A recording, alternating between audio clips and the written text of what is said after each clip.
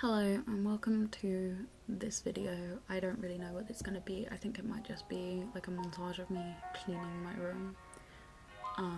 Just because I have been in like a slump and I just managed to find a moment to process 2020 and the absolute nightmare that has been 2020. It's like the 15th of January now. And I had a hand in on like the 12th and like I have another hand in for my dissertation on the 20th. And tonight I was like, I can't live in what is basically my depression core. But yeah, I'm already halfway through tidying.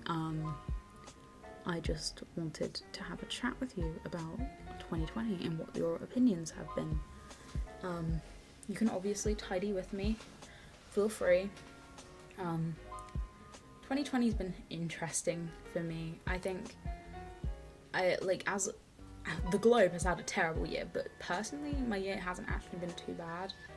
I lost a lot of friends this year. I ironically made a lot of new friends this year as well. But it's been a year of kind of like loss and gain, and I feel like I understand myself a lot more than I did at the beginning of the year, which is quite interesting but not surprising. I definitely know myself more than I did. And I think that's just due to the fact that, like, I already knew who I was and I was very strong in that. And I was very strong in what I liked and disliked, but I also think just because I've spent so much time by myself this year and just in my own thoughts, I've just grown a lot. And I know myself a lot more and I know what I want a lot more. But yeah. I hope you guys have all been well. I know for some people, lockdown, quarantine, COVID has just been a nightmare. I'm in the UK, so that means we're in like our third lockdown. Honestly, this has been the one I'm struggling with the most, mental health wise. Just because, like, I have to do uni work. In case you don't know, the university system in the UK has been awful. Like, it's been nothing but awful. They've told us nothing, basically. My university have literally just sprung on us the fact they want to add 4 weeks to the end of the term, to the end of the year. And so instead of finishing in like really late May, early June, we'd finish in July instead. And my tenancy finishes in June, so I'm just kind of like, well, I'm going to be leaving either way because get me out of here. It is what it is. And I feel sorry for the tutors because they clearly know nothing. Like, they don't know what to say to us. They don't know what's going on. And I'm like, yeah, I understand. But ultimately there are people in charge who need to know what's going on. And a lot of students want their money back, including myself. Like, I wish I could be given like some sort of refund or just some sort of like compensation for the nightmare that has been this year, but I really doubt that's gonna happen. And like, part of me is just like, oh, you're being a pessimist, you're just being you, and you need to be more optimistic. They might give you your money back. And I'm like, they won't. In the nicest way, they have already spent our money, and their argument is, oh, like, you have the equipment you can use, and like, you have the space, and obviously all of that thing. And I'm like, well, we can't use any of our equipment, can we? But yeah, I think they're not going to refund us. I'm hoping they'll give us like a stimulus check or something, like just give us some money to help us with like rent and bills and things, because so many like people have lost their like jobs due to the pandemic, and that's how they were affording their accommodation. And I know the fucking Tory government is going to come back with, well, you know, that's the whole point of the maintenance loan. And I'm like, yeah, that's the whole point of it. Doesn't mean it's enough. You know. It's frustrating. Because it's literally like being told nothing and yet everything somehow all at once. And it's very overwhelming. Especially when you're in your third year. I had to hand in my Resolution 1, which is all the pre-production for my final film. And I've just been sitting there going, okay, so I'm going to prepare for the worst case scenario and say I film entirely in my room. And then if I'm prepped for that, then if it goes great, I can film in other locations and I'll make it a different way. But obviously my preparation is that I'm going to be filming by myself. And if I prep for that, then that's a positive way of doing things, especially because I'm doing a documentary and I'm not doing like like a story-driven piece. Well, I mean, it's still a story-driven piece, but it's not like a drama or anything. So, you know, progress. But yeah, I found this year I've lost like a lot of friends. Like, it's mostly like male friends that like our friendships have either like fizzled out and we just haven't talked, or like ended spectacularly in like a nightmare. But I think that's because lockdown has given people genuinely the room to be who they are, even if it's the worst version of yourself. And obviously because it's just you sitting alone, you're not with people to broaden your horizons or make you think, actually, maybe I'm just being an asshole. You can get into a big mind state of, I'm correct, I'm always right. Which, I mean, that's like my biggest flaw, is genuinely believing I'm always right. Like, I'm aware of that, and I'm like working on the fact that I'm not always right. But I work on that actively, and I'm very aware of it. And there are some people who are not aware of it at all, and they still choose to act this way, and it's frustrating because I'm sitting there going, please just be a decent human being and understand where I'm coming from. But yeah, I think I noticed who I wasn't going to be friends with by the end of the year, by the first lockdown. Like, I know I hate saying that, but I think because a lot of the problems were, like, they were there prior, but they weren't as prominent. And I noticed with the first lockdown, I noticed who was not talking to me at all, and then who were the people who talked to me. But also, dividing that down, the people who talked to me, there was a lot of, like, my friends were checking on me, and even if they had a shit day, they'd be like, hey, can I chat to you about this? Like, I just had a really terrible day. Obviously, I understand you're not in the mental space to do so. Like, there was that kind of friendship side of things where they were very understanding, and then there were people who would just launch into their problems without, like, almost asking first, when everyone was struggling in the first lockdown. Like, nobody was alone in that.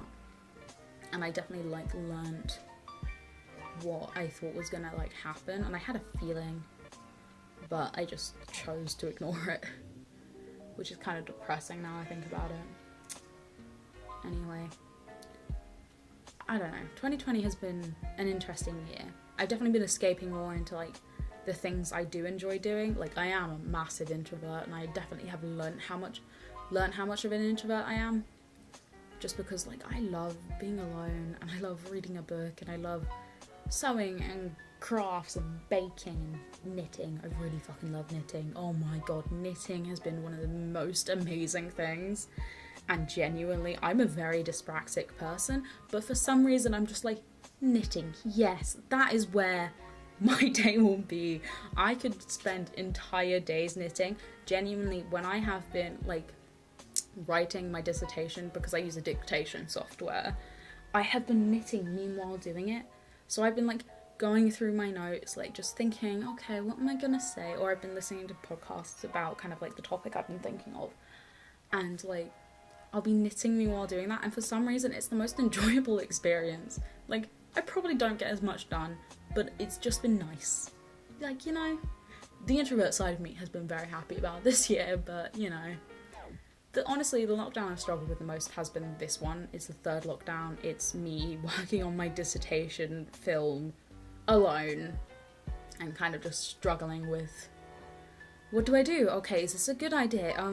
Like, obviously I don't have any collaborators due to the fact it's COVID, and I'm already just someone who's just like, I can rely on myself not to be stupid and go to a rave, but I don't feel like I can rely on anyone else not to be stupid and go to a rave. So I'm just like, yeah, I'll just work on that alone. I'm perfectly happy to do so.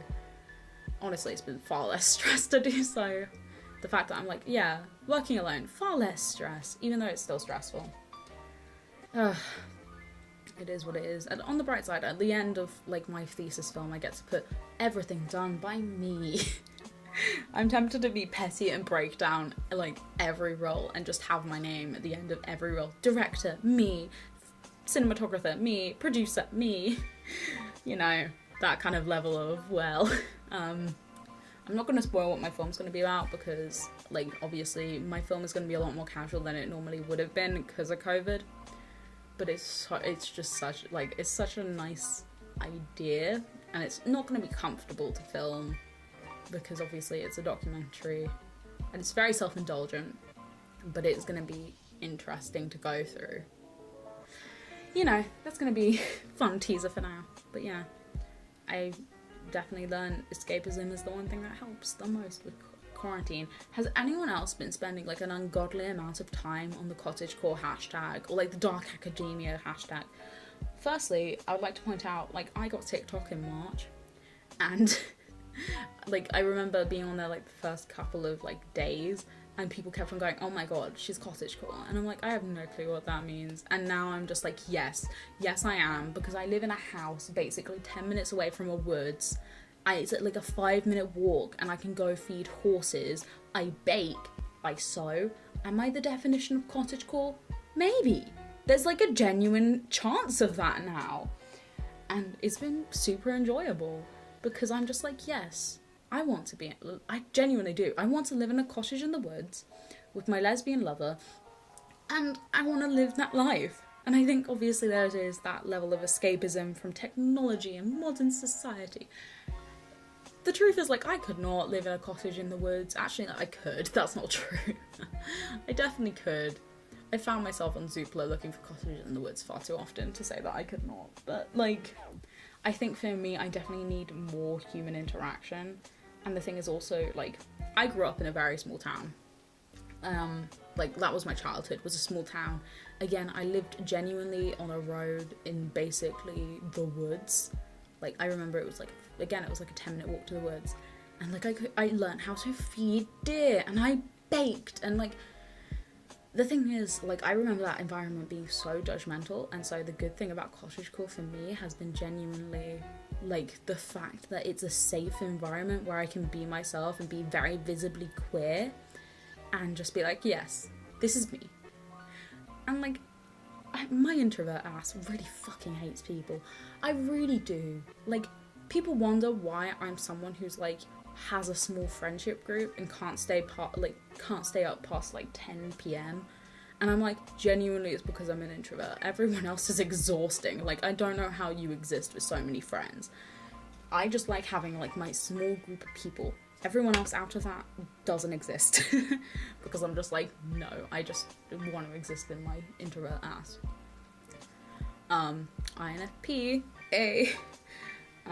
that's the Myers-Briggs test. I can't remember what it stands for though.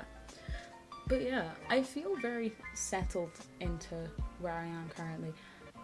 Yeah, it's weird. I'm moving out of my house in like 6 months, and I don't know how to feel about it, because on one hand I'm very excited because I have like somewhere to live. At the moment I do anyway. And I've got a house where I can move into, and it's beautiful. Like, it looks fucking stunning, and it's amazing. But also at the same time, I'm kind of hesitant because obviously this has been like 3 years of my life. I've lived in this house for 1.5 years at this point, and it's been interesting.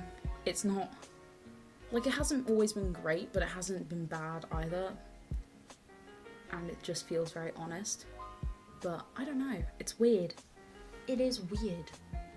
Because moving on to me, I'm so ready to move on. Especially from education. Like, in general, education has been the thing that's been causing me the most stress for the last 3 years, because, but just moving on is going to be a weird experience, because obviously these are the people I'm the closest to, and all of us are moving on in different directions. I don't know. It's sad and happy, and I think I'm ready, like, to move on. I don't think I want to stay in this town after I'm done. I think I'm ready. I'm ready to move on. I'm perfectly happy moving on. I'm just tired. I don't know. It's still anxious. I don't know whether you can think of anything different. Anyway. Someone's got in the shower. But yeah, I'm just gonna leave you guys to your day. I hope you had a wonderful 2020. Leave me a comment. Tell me how your 2020 was.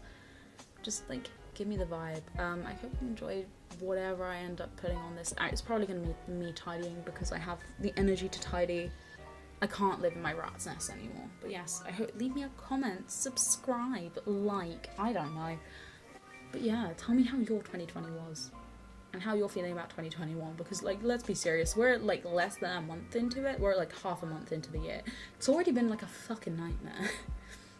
But yeah, just tell me how you feel. I should get a podcast. I'd be great at a podcast. Anyway, I will talk to you guys I would say tomorrow, but I don't know when I'm gonna have a conversation with these people ever again. So yeah, I will see you soon. Bye.